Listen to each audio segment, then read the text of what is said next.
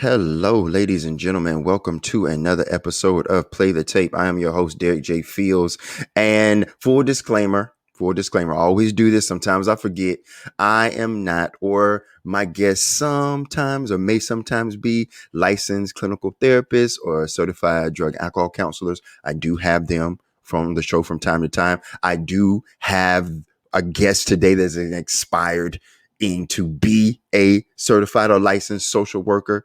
I think that is important to let people know that this is not therapy. This is not a counseling session. What Play the Tape is a community of advocacy, support, and for people who have mental health conditions, substance use issues, and recovery, which you always hear me say is inspirational change moving forward. I don't use the term recovery exclusively just for mental health and substance use.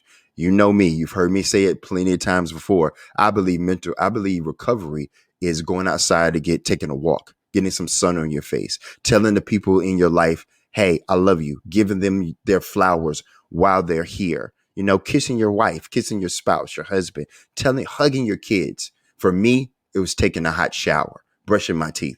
Coming from homelessness, yes. So that's what I say with inspirational change moving forward for recovery. We recover every day. That's what Play the Tape is. It is a platform of recovery. So my guest today is Miss Brooke Keefe. She is a ECU student. She got her bachelor's degree in 2023 when she graduated in social work, graduated summa cum laude. And she's currently in her master's degree program working on social work. She's a former intern and a current volunteer at the Pitt County Detention Center. And she's a former Pitt County Teen Court volunteer of 5 years. I can't wait to pick her brain and hear her story and her testimony. My guest today, Brooke Keefe. How are you doing today? I'm doing amazing, Derek. Thank you so much for having me. This is super exciting. I've never done anything like this, so thank you. You're welcome. I'm glad that you agreed to do this. We met at a Sharp and Aware event maybe a few weeks ago for the alumni that were graduating that program. And we're going to get into that later on in the show because I really want you to elaborate on the Pitt County Sharp and Aware program and what it's about and what does it offer and how you got involved in that. We'll get to that in a little bit. But I want to start off by you having the floor and you telling us a little bit about yourself, a little bit about your background, Brooke. Yeah, so I grew up here in Greenville, North Carolina. I've always had a passion for this community. My mom is actually from the surrounding area of Little Washington. So I've had such a strong tie to this area and the people that make up this county and this city. Growing up, I really struggled with my identity, just being in school. And I feel like the curriculum is um, very focused on math, science, things like that. And I was never, ever good at that. And that was hard for me as a child, just being different and feeling different and not knowing why. Um, I didn't do well in those areas. But growing up, I was involved in church and mission trips and mission work and volunteer work. And that's really where I felt that I thrived. I absolutely loved it. I felt like the populations and the people that were, the outcast in society and, the black sheep, I felt like I had some, at the time it felt super weird. Like, why am I connecting so heavy to people that people don't approach every day? And that was very weird for me growing up.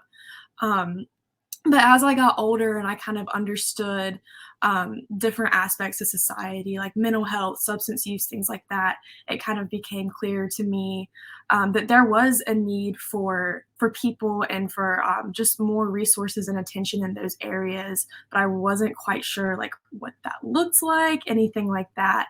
Um, and it wasn't until a few years ago I had some friends who unfortunately passed away due to substance use and suicide.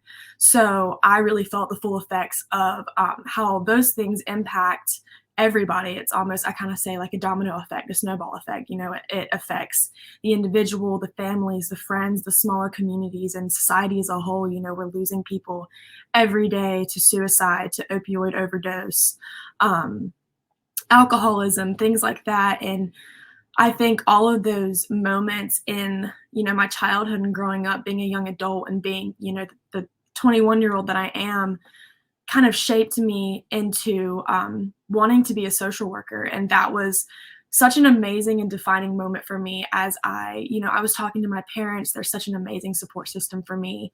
And they were like, Brooke, you just have this unique ability to approach others when a lot of people would kind of dismiss them, and they're the outcasts of society, but you're able to somehow get through to them and to speak to them, and it's really amazing. And I was like, yeah, like I don't get it, like what does that mean for me? And luckily, I just thank God every day for my parents and my family that led me to social work. They were like, you should pursue social work, mental health and therapy and recovery and things like that.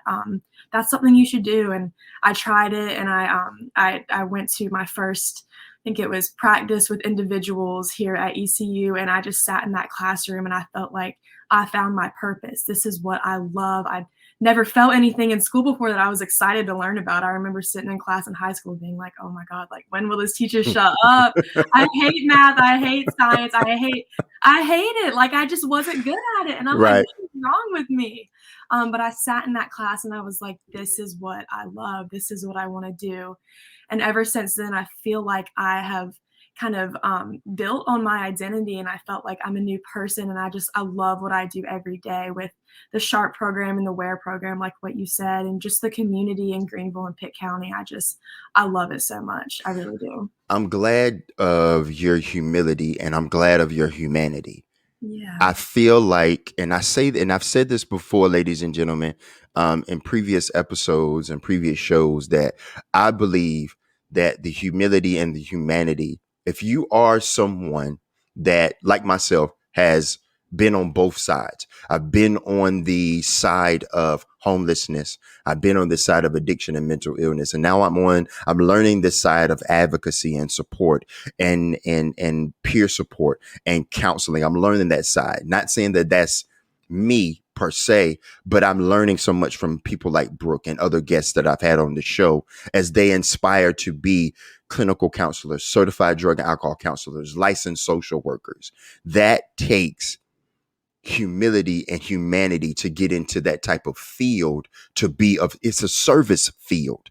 It is a service field. It's not a Yeah. field to make a lot of money.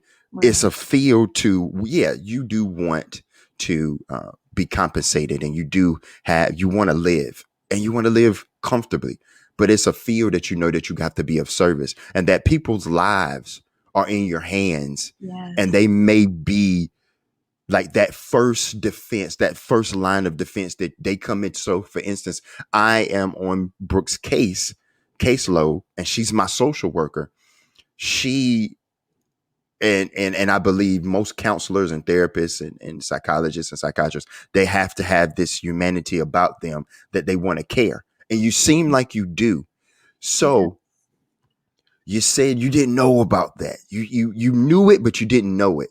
When did you know that you had that ability of humanity, that blessing of humanity in you? And when did you lean into it so much to accept it? Because I know you talked about the class and that was impactful and inspiring to you. But when did Brooke actually started to lean into, hey, you know what? My parents, this class, okay, God is saying something to me that I need to pay attention to.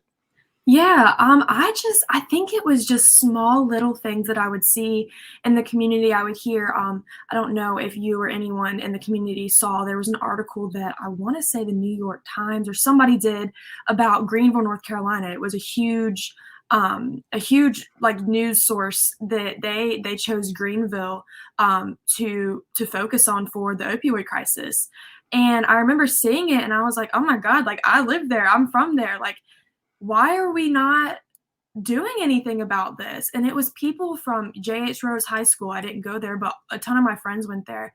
It was like, this is this is important. This is not something that you watch on the news and you're like, oh God, like that sucks, like that's sad, flip the channel, whatever, say a prayer, move on. It's like, no, these are our children, this is our youth, these are parents, these are siblings, these are cousins, these are neighbors that are human beings, right? Like they're not just people you see on TV and you're like, oh man, and then you just move on. Like these are people that I had come in contact with. I knew their last names, and that was that was hard. That was very, very hard for me to realize that this is serious. And I think it's awful that it had to come to the point where it was youth from Greenville. And, like I said earlier, I had experiences with family, friends, and just people in my circle. One of them died in a car crash because of drunk driving and alcoholism and things like that, and someone else died by suicide. And I think that's when I was just frustrated, but I knew that my love for people and just getting down to the bottom of things and asking that question of why is this happening, because Mm-hmm. you don't wake up in the morning and decide that you don't want to be here anymore, right? You don't progress to heroin because you're feeling silly and you want to have a good, there's something there that isn't being addressed. And I thought that my unique focus on that and my passion for that meant something. I didn't know what it meant, but I had a couple conversations with one of my best friends from high school. She's really big on mental health too, and my mom works in the pharmaceutical field, and she sold or her like company sold an injectable for opioid use, and all of that kind of came full circle. And it was like, Brooke, you're not the typical student that is super academically gifted, but the ability that I had to really think about it, and it kept me up at night, it really did. But that was kind of the turning point where I was like, there is something going on in my community, in my backyard, with my friend group, and with society in general, that I just feel very, very passionate about, and it's hard for me to not do anything about it. And it was scary. That realization was scary. It was like, oh Mm-hmm. my gosh, like I think I just found, something that I want to do. And that realization didn't come overnight. But as I took these classes and had these conversations with mentors and professionals and things like that, it was like, it almost became more and more important to me, to the point where I knew that I was in the right place. Would And you? it felt Oh, go amazing. ahead. Go ahead. No, it felt amazing to feel, after all those years of wondering, like, I don't have the best GPA. I'm not super like into sports. I don't love, math and science. Like what's going on here? It just felt like Brooke finally found something that she absolutely loves, and that was amazing. I'm glad to hear that. I'm good at math and science. Um, I'm I'm not. jealous. I'm not. No, no. I'm not good at the English and the writing and the grammar. That's my wife. She could do that. So we balance each other well. That's just funny that you say that. Dealing with 21. You're 21. Yep. Dealing with the grief and the loss that you've seen so far when it comes to mental health and substance use disorder. How has your passion and the gift that God has given you to inquire and to be inquisitive about the why is this happening? Because like you said, I just didn't wake up one day and was addicted to crack cocaine. I just Mhm. wasn't. There is that's a symptom Right. of the underlying what's going on, the underlying trauma that's in my life. It led up to that, and the smoking of the crack cocaine, the addiction to porn, and the self gratification that came with that is a symptom of what's lying underneath. And I've learned that in my own recovery, in my own treatment plan. For you, how has the loss and the grief, how has your passion, how has your humility, your humanity, and the understanding of the why kept your mental health stable with all the loss that you've faced so far, under knowing what it's attributed to? That, I would say, is difficult, and it's a learning experience every day. I did not think that I would go to, my internship every day at the detention center and be as passionate as I ended up being about it, and hearing, loss and experiencing loss and understanding the trauma that's rooted in a lot of people's experiences. And like you said, there is a reason why you're addicted to whatever you're addicted to. And I like to use the term self-medication. It's like you're trying to treat whatever you're going through. And that sucks. Like, I don't have any words to say how difficult that was for me to understand and wrap my head around. Um, and there's always going to be, cases and people that keep me up at night, keep, professionals up at night, and just keep human beings up at night when they hear the things that people go through. But I like to say, if I've reached one person, then I've done my job. Obviously, I want to reach and make an impact on the entire recovery community and, beyond that. But at the end of the day, that was a very difficult realization to me. And I remember I had a conversation with my supervisor because it was getting to the point where things like this kept me up at night. And I'm like, I don't know what I can do, She was like, Brooke, you can lead the horse to water, but you can't make it drink. People Right. will recover when they're ready. And it's not our job to force someone to make them ready. It's to meet them where they are, wherever that is, whatever that looks like, and be with them and guide them to the point where you don't force them to recover, but you empower them to believe in themselves, that there is a better life for them. And that is very, very difficult, especially, experiencing loss and having those moments of frustration and like, what is going on? Like, I just hate to hear and see every day the trauma and the things that people endure. But at the end of the day, it's not my job to change the entire trajectory. It's my job to meet people where they are and to be with them. And to me, that makes the best impact, is like, dang, somebody actually cares. Like, I'm at my lowest of my lows and somebody isn't here like judging me or inflicting shame upon me. It's like, this person really, really cares. I'm at my rock bottom. And, it's not a conversation of like, why are you doing this? It's more of like hey, like, what's going on? Let's talk about this together. And I think that just makes a huge difference in people's lives. Yeah, that part is the humanity and the humility that I talk about, because I've seen it not happen. Yeah. And I've seen it where you're in there. For myself, I'm in there and I'm dying. I am suffering and I need someone to care. I need someone to just hold my hand, let me cry, or give me a hug, or Yeah. hear me because I'm screaming and I feel like I am not being heard or no one can hear me. But when you find people like yourself and others that care, that saves a life. You know what I mean? Yeah, That can save a life, because now, and I said this before, but it's so true, is I trust you, Brooke.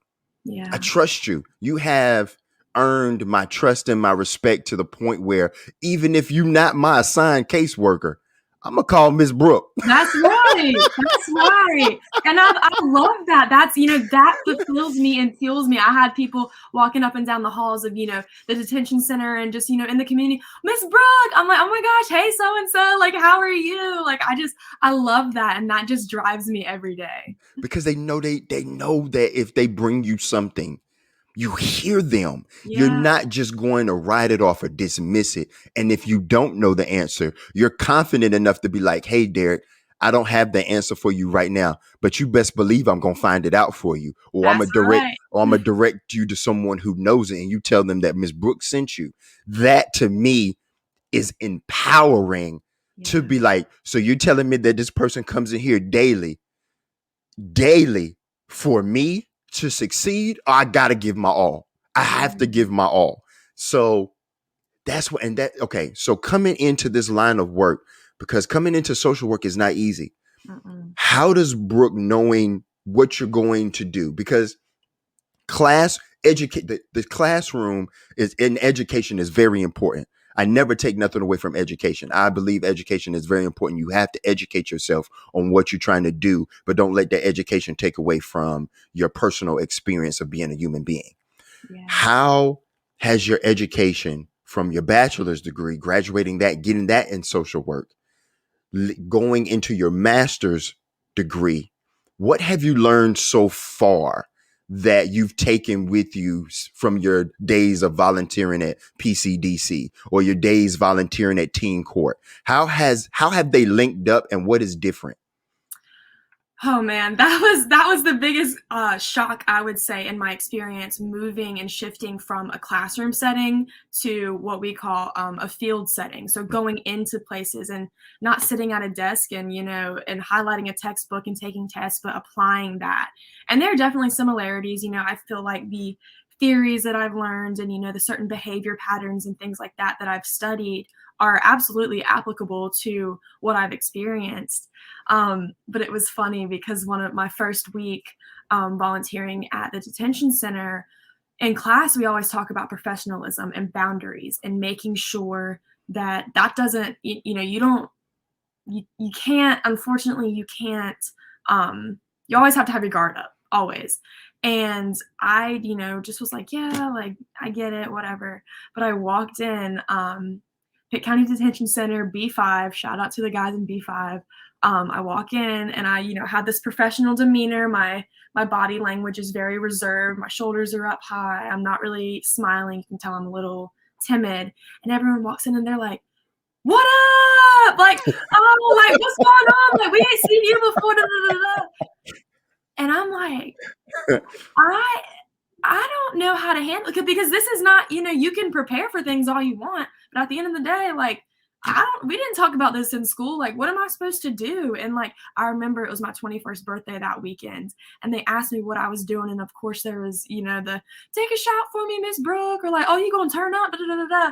And it was like, that casual banter in that environment is not what was taught in a textbook. And I was like, I don't want, you don't want to be too reserved to the point where you're not human, but you always kind of have to have that line of boundary. And that to me was the biggest gap of what the curriculum teaches you and how it is in field.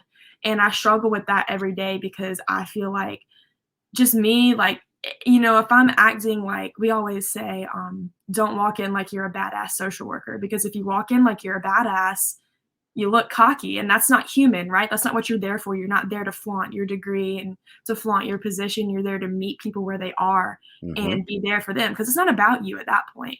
Um, so that was very difficult for me when I walked in, and I just remember a couple of the faces, and they were like, "What up?" Like dapping me up and all this, and I'm like, "This is not what we talked about in school." Um, but just having that, staying true to yourself, really, because that's what it's about. Is people are gonna see through the BS. If you're trying to act like you know everything and all that, you're just gonna fall on your face and look stupid. So for me, it was all about just letting my personality shine through and using my knowledge that I had gained to better the lives of other people instead of making it about me. So definitely a learning curve every single day as I go into new situations, because these situations can be unpredictable, for lack of better words. But just staying true to myself was a lesson that I continue to learn every day. I appreciate that. I appreciate Mhm. that. And that was, I believe that was um, God letting you know that it's okay. And I Yeah, appreciate that. And correct me if I'm wrong. You have a faith about you that you're a believer, and so am I. I believe in God and the Creator, and I don't believe in coincidences. I believe things happen for a reason. I believe that happened for you to go in there to understand, like, man, these people are people. yeah, that's right. And Exactly what yeah, happened. yes. Yeah, And okay, we make mistakes, true. And who am I to come in here and look down or feel superior, or not saying you did, but some people, sometimes it has that type of, you can feel that type of attitude, that type of yeah, frequency, that vibe. It's like, okay, here's this person coming in with their degrees and their letters in front of their name or behind their name. And uh, I don't really know, but that wasn't you. Keep that. yeah. I pray that you keep that, because going into this line of work and in this career path in this field, um, is, I believe you're going to get met with a lot of different challenges. And how important is it to you to keep your mental stability? Because you have to have that That's doing right. this, because Absolutely. you're going to meet a lot of different personalities. maybe the same symptoms, but different personalities that handle those symptoms differently. How can you, because people want to know, how do the counselors and the therapists and the social workers keep their mental stability? Do you could you give us something or an example of how you would do that for yourself?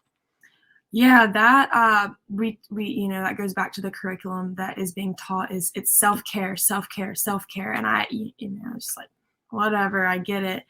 That was so hard because we're human. We're going to take home the things that we hear, the sexual abuse, the physical abuse, the self-medication because of the homelessness and all of that.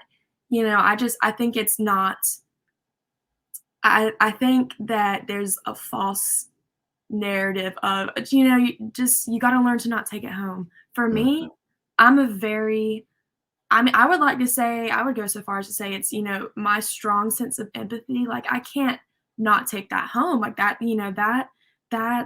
kind of stuff is going to keep me up at night. However, you cannot pour into other people unless your glass is full, and I Wow. remember. I had Yes, that yesterday. Look, I had that on another episode. I'm sorry. That's yes. just go I ahead. love it. I love that analogy. I love Yes. it so much. And I didn't mean to cut you off. I was just it's been said on the show, and again, I don't believe that's a reason. There was a purpose for that, and you're right. Yeah. You can't pour into someone unless your cup is overflowing, Yeah. and you have to be able to pour into someone correctly, understand their needs, and like you said, meet them where they are. I didn't mean to cut you off. I just that was just it hit me, and I got excited. I get excited. Yes. I'm glad I could do that for you, Derek. Thank you. I'm glad we had that moment right there. But I just it's did. so true though. I mean, it's like, I don't know if you've ever been on an airplane, but you're on the airplane, put on your oxygen mask before you put on others. Because if you are struggling, how are you supposed to I'm telling you, I know this from experience. It's only a matter of time before you crumble. Because I've been at those points because I'm a giver, right? I feel fulfillment from pouring into other people, and that's Hmm. amazing and wonderful and fulfilling. But if I don't have anything left for myself, I don't have anything left to give. And I think that that's human, right? Like I've gone into different situations and I've started, and I'm a very transparent person. I'm like, hey guys, like, man, I've just had a tough day. Like I'm really not feeling my best. So like, how is everyone else feeling? I think it's okay to feel drained at times because we're human and life is hard and life is getting harder and harder. And as humans, I think as soon as we accept the fact that it's not going to be perfect every day, and just because of the fact that I don't know that I'm going into these situations, like I'm human, I struggle too, and just pouring into other people, you've got to pour into yourself, and that's been difficult. But for me, it's not grand things like taking a trip to the beach and going on crazy vacations and outings. It's for me turning off my laptop and getting into the shower. I like what you said earlier about the shower because for me a hot shower is self-care. I take like Yes. 3 showers a day, I'm telling you. But taking a shower, going for a walk, sitting down and sitting in the living room and taking an extra 10-15 minutes to make my roommate and I coffee and just laugh about life and just the craziness that we go through as human beings. And reconnecting with my best friend. She doesn't live in Greenville, but we call each other all the time. And just being able to enjoy the simple things about life. I think it all goes back to um, we just forget sometimes life is so busy, but you just got to go back to human connection and relationships and just self fulfillment. I think is so important. But it's easier said than done, in this line of work. Things are going to keep you up at night and all that, but just simple things, taking time for yourself and reading a book. I'm a big reader too. So all of Hmm. that just kind of, it slowly but surely just kind of balances out the things that I see and I hear and then the energy that I have to go in every day and pour into other people. You talked about how you did field work and how you volunteer at the Pitt County Detention Center, PCDC. How did that start? And I know there they have two programs. They have the SHARP program and the WARE program. Would you elaborate on those programs and how you got involved in PCDC? Yeah. So part of the social work curriculum is you do a bunch of hours in class, the traditional classroom setting. But here at ECU, your senior year, your last semester, you do field. So you go in to your internship from this Tuesday to Friday. So you've got 32 hours in field where you apply your knowledge from the classroom setting into a social work type setting. So I was placed at the detention center, which was very uncomfortable for me because I had never stepped foot in the detention center. I had grown up in Greenville my entire life, did not know where the jail was, had no clue. So, I get the email, I open it up, I'm all excited. Oh, like, where am I going to be placed? Pitt County Detention Center. I'm like, In bold letters, in big yeah, bold right, letters, yeah. right? Congratulations. Yeah, Pitt County Detention Center. So I'm thinking, what in the world is at the time I'm 20, why and how, as a 20-year-old girl, I feel like, okay, yes, I'm an adult legally, but I still feel like a child. Like I'm still, I'm not a full-blown adult yet. How am I going to step in there and be taken seriously and impact the lives of other people? And that was scary for me at first. But the time comes, I go in there on my first day, they buzz me in the jail, which was obviously very intimidating. Hmm.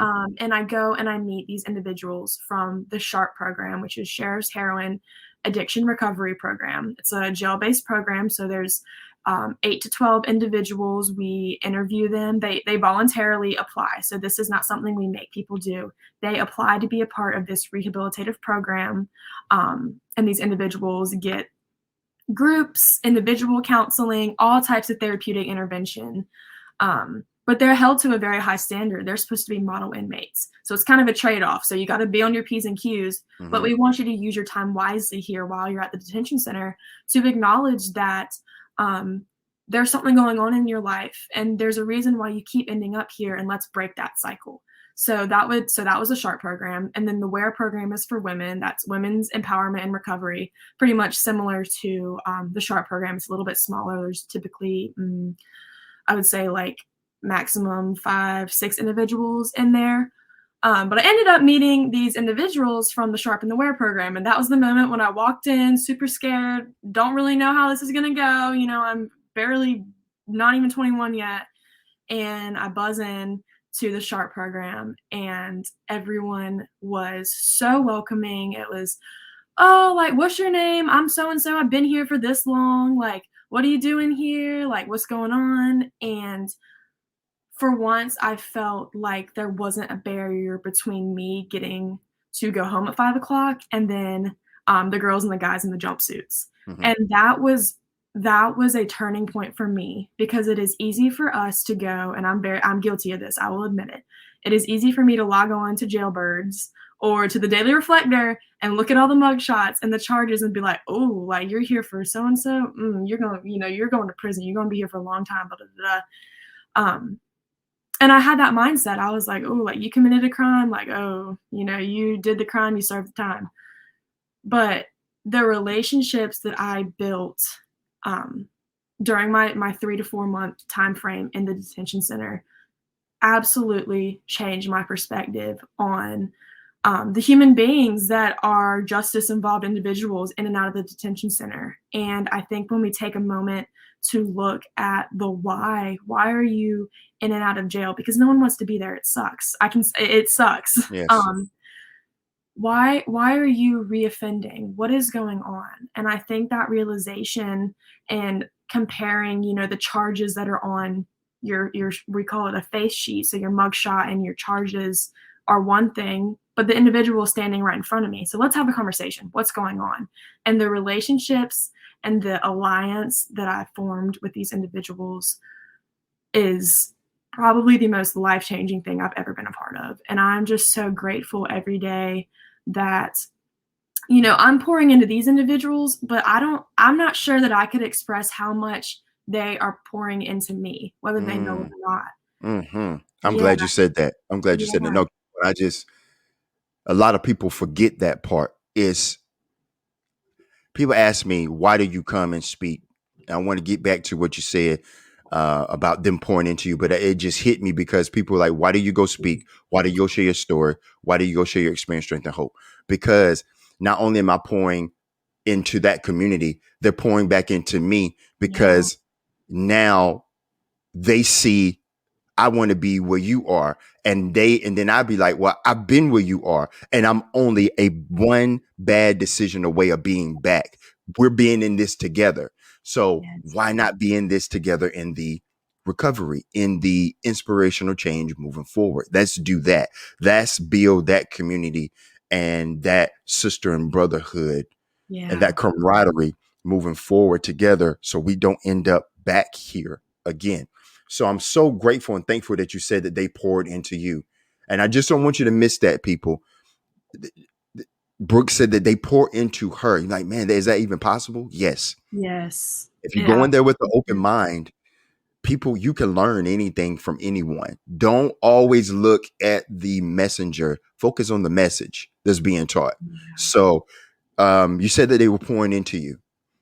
Yeah, they absolutely were, and, it didn't happen overnight, but I would hear things and people I felt very, very lucky and blessed to be in a position where people trusted me enough to be vulnerable with me, because jail is not a place to be vulnerable. I mean, from what I don't have the firsthand experience, but from what I've been told by the individuals in the detention center, it's very dangerous to disclose Mm, certain aspects of your past. And there's a lot of betrayal and things like that in jail, opening up to people. There's instances where I've heard that people have gotten that used against them, and just certain things like that. So I felt very blessed to be in a position that allowed me to be the person that they felt comfortable enough to open up to. And not only did that help me with, the academic part of it, because that's what field is all about, is learning how to social work, right? What does that mean? And that obviously occurred in the detention center, but also as a human being, understanding that at the end of the day, like, yes, certain people have certain criminal records, whatever, mental health things and substance use problems, but at the end of the day, we all have our stuff going on. And who am I to say, because you have this charge or because you have this disorder or this diagnosis, like, just brush you off? No, that's not what this is about. And I think that stems from my faith. But I also think that's just a part of being human and being an active member of this community and society in general, is to have each other's back and to sit in the detention center. That really came full circle for me, because our struggles didn't look the same always, mhm. but in a way, it felt like I could relate to the things they were going through. And it didn't look the same. Our situations are very different, and I felt very blessed to be able to, clock in at 8 in the morning and leave at 5 in the afternoon. But at the end of the day, we felt the same emotions, and that was very powerful for me to look at, all these people that surround me and just have that moment of, we're in this together. Like, this is humanity. This is all of us struggling. And I really believe that if we just took a minute to sit down and listen to each other and listen to our stories and our testimonies, that we would understand that we're really not all that different and we're all in this together. And that is an experience that I don't think I would have gotten if I wasn't placed in the detention center. So I feel very fortunate that I was placed there, because, to be honest, if I was looking at a list of internships, I would not have voluntarily picked the jail. That just would not have happened. But I was placed there, and the relationships that I made, I still have people, I have a work phone number, and I still get messages every once in a while. Hey, Miss Brooke, just checking in on you. I got a job, or hey, I just got my driver's license back. Things like that are so powerful. I say they're small wins. They seem very small, but at the end of the day, that's life changing. That's Mhm. huge. And That to be a is. part of that is so amazing. And I wouldn't change it for the world. That's what keeps you going. That's your glass half full moments That's right. right there, is the calls that you get to let you know, hey, I'm thinking about you because you made an impact in my life and I wanted to share my successes with you. That's because you right. were a part of building me up to get to this point. I think that's fantastic. That just moved my spirit, Yeah. to us that just very much touched my heart and my spirit. And I wanted to, you had shared something in that, the disclosure, the being able to give them a little bit about yourself to a Mhm. certain extent. How is that? Because I hear different things when it comes to that, when it comes to counselors and it comes to therapy and it comes to social work, is in the setting, you excuse me, you can't give too much of yourself, but you got to give enough where they can relate or they can see your vulnerability. How did you manage that balance to say, hey, okay, I know what the class says, I know what the educational part says, I know what my studies say, but I got to reach these guys and these Yeah. gals. I got to reach these men and these women, and I got to give them something that they can trust me. So, how did you go and approach it that way to give them a little bit of vulnerability about Brooke? Yeah, that also is something, that goes back to, the boundaries that I struggled with because I am human, I have this professionalism about me that I have to maintain because I'm there to do a job, but at the end of the day, I'm not just there to do my duty and dip. That's not what I'm about, that's not what this field is about. So that was very difficult, and then, on top of that, I'm in a setting that is very, it is very much monitored and you're buzzed in and you're buzzed out, so those boundaries and those walls are just naturally there because that's Mm-hmm. just the nature of the setting. um, but I learned over time, people would just say certain things like, well, I think I'm bipolar and I think da da da da. And so we get into that conversation about medication and treatment and things like that. For example, I would say, hey, like I'm on medication for anxiety. I have I have a lot of anxiety, but I'm on medication and I love it. I think it's worth looking into. And it's like, oh, really? Like, and we talk about, yeah, it took me about 2 months to figure out my medication, but I encourage you to talk to the nurse about it. So things like that that just make me human. It's kind of like an onion. You peel back the layers one Mm-hmm. at a time, and just little things like that. I think knocked down that wall and just made us as a group, more vulnerable and more empowering together to just speak on the things that we're going through, and just to realize, I mean, that setting is very difficult, being in jail and talking about your, mental health and your addiction and things like that. But we all struggle in a way that doesn't look the same. But I really emphasize just being transparent and talking about my mental health, not giving the full backstory of, why I feel the way I feel, whatever, but saying, oh yeah, like I've been diagnosed with generalized anxiety disorder. Like I get it. Like, and this is what worked for me. So let's work together and see what works for you. I think builds a sense of togetherness, of community, that like I'm not here to treat you. I'm here to figure out what we can do together to find a solution. It builds your professional rapport with them. Yeah, absolutely. Okay. Absolutely, yeah. I Yeah. like that. We got about 10 minutes and I wanted to ask you a quick question. And I don't know how quick you can answer it, but I would love for you to come back. I always invite my guests to come back and become reoccurring guests because at 21, working on your master's, um, as you pursue that, you're going to learn so much more and get Yeah. so much more experience. And I want to come back. I want you to come back and talk about that. Like, oh, here when I just started the master's program too, man, I'm in the middle. Now I'm about to finish. Now I'm getting into the career. That's School, of course, education is always going to be there because you got to learn your different certifications and things change over time, different formulas, different modules, different diagnosis come about, different techniques that you will have to learn may outdate previous techniques, or you mhm, might have to always refresh the ones that you know. And I want to get that.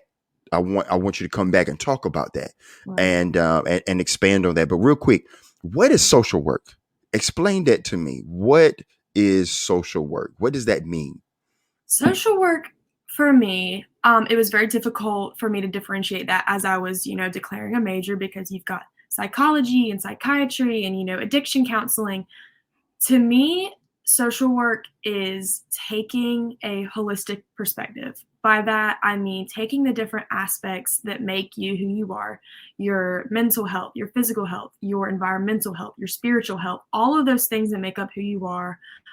Social work pours into that, not just in the hour session that you sit in my office and we talk about your problems and then I send you out and I give you, something to do. No, we are going to focus on all aspects of your being, whether you're in my office as my client, to when you step out the door, and focus on everything that makes you who you are. And I think that's what draws me to social work is, you can give someone an intervention to focus on. We can talk about, why you're feeling down today for an hour and then I send you on your way. But you're gonna live your life, the rest of the 6 days out of the week in your community and in your environment. So how can we make that environment better for you? So social work really hits every single aspect of one's being and just pours into all of those things that make up who you are, pretty much. Do y'all work together with the psychiatrist, the psychologist, the therapist? Do y'all work in tandem together to develop a plan that's best suitable for that individual? Yeah, absolutely. I think, these treatments and these things are not a one size fits all approach. So some people may need medication. So we do talk to the psychiatrist. Some people want to talk about their mental health with, a the social worker, but they would rather go somewhere else for their addiction counseling, things like that. So Mhm. we try to work instead of working in silos, we try to work together. And I think that there's so much power in that. That's awesome. That's Yeah. really good. I am I'm blessed that I get to. I love talking to. With this, I get a chance to, with this platform being of service this way, I get to talk to the mental health. I get to talk to the substance use. I get to talk to the family members, and then I get to talk to people like yourself that are learning their social work. They're learning their counseling. They're learning their psychology and psychiatry, and they're Mhm. learning their field of being a clinical counselor or drug and alcohol, or they're already been in that field for years. Right. And it just blows my mind because I'm learning so much about the differences and the nuances that this community brings together for the benefit of people like myself. Yeah. Um, I'm very thankful for that and thankful to you for being here. Um, Real quick, give me a few things that you're grateful for. I always do that because I say when I go speak, I tell, and the reason I do that, and I say this all the time, so the people are like, yeah, we know Derek why, but I love telling it because it brings me joy. I do that because I like focusing on the things that I have and not Yeah. the things that I don't have. Because when trials and tribulations come that we must endure, when life, my friend, my one of my best friends, she was like, "Life is lifing." I love that. Yeah. Yeah, I told her she better coin that. When life is lifing and gets heavy, we as people can tend to focus on the negative Mhm. or the grief, the loss, the depression, the anxiety, the things that we don't have. But I like to ask people, what are you grateful for? Because when those things do come and when life happens on life's terms, before you are able to relapse mentally, physically, emotionally, spiritually, grab on to those things that you mentioned you were grateful for, because they can be that first line of defense to get you to that phone call like, hey, Miss Brooke, I'm going through it today. um, can I just talk to you before I go um, do something that I'm going to regret? Right.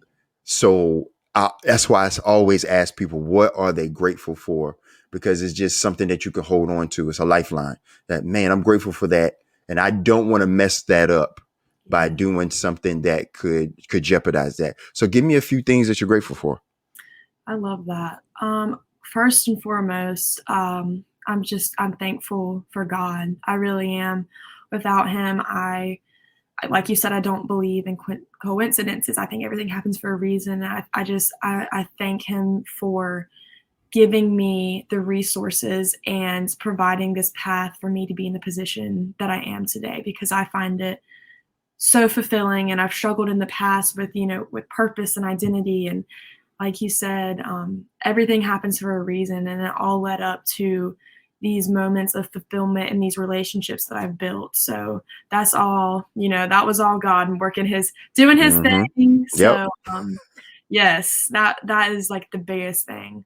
Um, my support system. I'm so fortunate to have parents who just pour into me and love me and just make things so much easier, because not everyone has people that pick up the phone when they're struggling. And for me, I have two parents, an amazing sister, and some really amazing friends that have my back. So shout out to them. I know they're probably going to listen when this drops. So shout out to them. Absolutely. And I hate to sound cheesy, but really just the recovery community, whatever that looks like, whether you're trying to recover, whatever that looks like, the professionals that give their all every day, just even like my clients, I'm so thankful for y'all, just because for me, it's done me so good to see people working together. And I've seen the benefits and really just all that work and things pay off, because people's lives are transforming every day. And I'm so thankful to be a part of that, because it drives me and fuels my faith and fuels just the human part of me to be able to give back to people. So it's everyone that actually took me seriously when I was a 20-year-old intern walking into the detention center. Thank you. Thank you so much. Thank you to my supervisor for letting me come back in as a volunteer, to the guys in B5 who listen to me every day, y'all who are in the community that I've worked with, either directly or indirectly. I hear you, I see you, and I'm just very blessed to be a part of that. That's awesome. I appreciate you, and I'm grateful that you came up here and was my guest Yeah. for today. You are the last guest for season 2, and I appreciate that, because I was like, man, I saw you at the alumni event for Sharp and Wear, and we had talked on the phone, and I was like, Yeah. I really want you to come up here, because for you to put that together, for you to inspire that and to be a part of that, to give them their flowers, to give them their certificates of graduation and completing the program. I wanted to get you up here so you Oh, could share that. I wanted to get you up here so people can see the process and the purpose that you have and why you do this. yeah. That's important. I feel like that's very important, because someone could look at this in a pit, because I've been in that pit, and be like, oh wow, there are people out here that care. There are people out here that are humble and have humanity, and I got to find that person, and you will. God Yeah. will bring that person to you. They will bring a Miss Brooke, a person like Miss Brooke to you Yeah. that cares, and this is how she got here. This is how they got here. So just keep that in mind, ladies and gentlemen. If you are suffering from mental health or substance use, or you know someone who is, there is hope always, and that's what Ms. Brooke provided today. Is she had hope in God and her purpose to be here, and Yeah. I love that, and I'm blown away. That is a blessing, and we thank God for that. Listen, I want to say thank you, Brooke.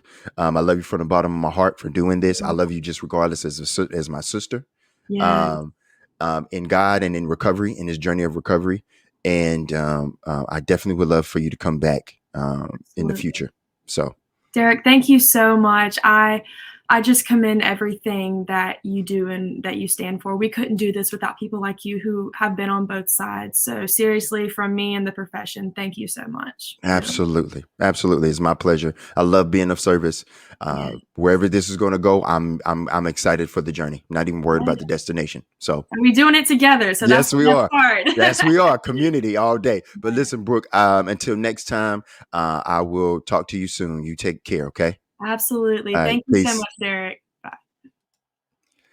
That's what we do here at Play the Tape, ladies and gentlemen. Thank you for another great season. I don't know what's next. I mean, season 3, of course, but I'm figuring it out. I'm figuring it out. I'm just not trying to do too much to distract from the message of recovery, whatever that may look like for you, because I know it's different for everyone. But with peace comes understanding. With understanding comes love. With love comes faith. And with faith comes hope. If no one today has told you that they love you, I love you. We love you. There are people that will jump in that pit with you because they know the way out. It may seem absurd, but we will do it because we love you. We want to be of service to you. And like my guest said today, like Brooke said today, we pour into you, you pour into us. That's what community is about. That's what love is about. That's what recovery is about. So until season 3, it's going listen, there are going to be recurring guests coming. There are going to be some changes coming. That's going to be more, hopefully more interactive. I'm working on it. But just give me some time. Until next time, I love you and I'll see you soon. Peace.